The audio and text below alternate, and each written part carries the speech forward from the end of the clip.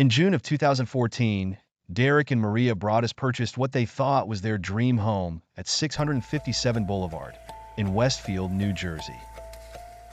The home was a beautiful, stately house in an upscale neighborhood, a perfect place to raise their 3 children. But shortly after they moved in, their dream became a nightmare. It all began innocently enough. A few days after closing on the house, Derek was there alone, doing some painting. When he finished up for the evening, he went outside to check the mail. Among the usual letters and flyers was a plain, white envelope addressed simply to the new owner.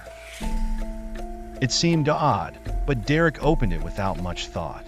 Inside, he found a typed letter that would haunt the Broaddus family for years.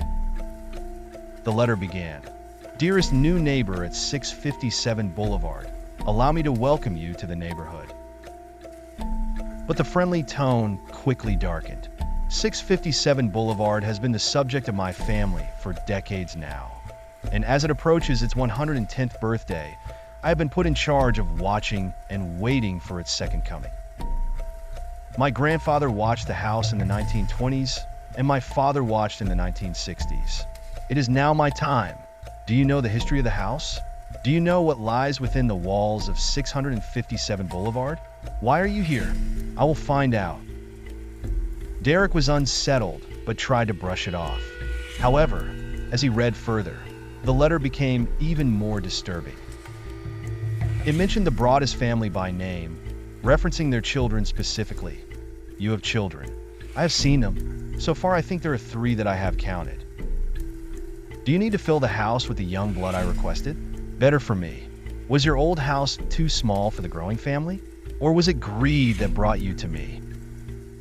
Once I know their names, I will call to them and draw them to me." At this point, Derek felt his stomach drop.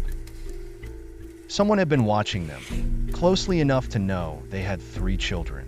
The letter ended with an ominous warning. "Welcome, my friends, welcome. Let the party begin."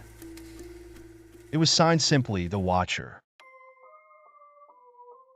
Terrified, Derek rushed back inside, locking all the doors and calling the police. The officers who arrived took the letter seriously, but had little to go on.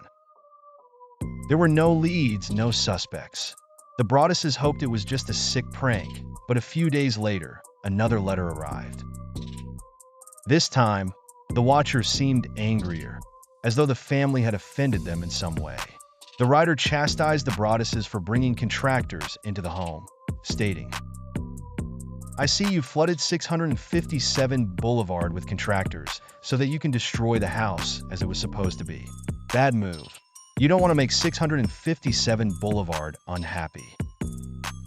The letter also continued to fixate on the children. "The house is crying from all the pain it is going through. You have changed it and made it so fancy. It cries for the past and what used to be in the time when I roamed its halls. The 1960s were a good time for 657 Boulevard when I ran from room to room imagining the life with the rich occupants there. The house was full of life back then.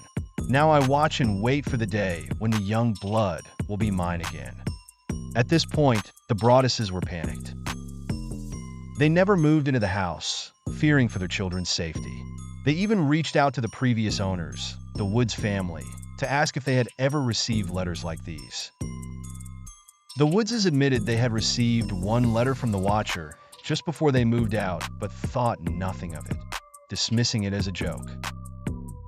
As the letters continued to arrive, each one more menacing than the last, the Broadduses took drastic measures. They hired private investigators, reached out to forensic linguists, and even had their home tested for fingerprints. Yet, despite all their efforts, no one could figure out who the Watcher was.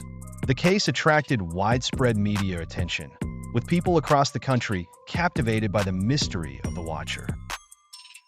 Some speculated it was a neighbor who was bitter about the sale, while others wondered if it was all an elaborate hoax by the Broadduses themselves, seeking attention or trying to back out of a mortgage they couldn't afford.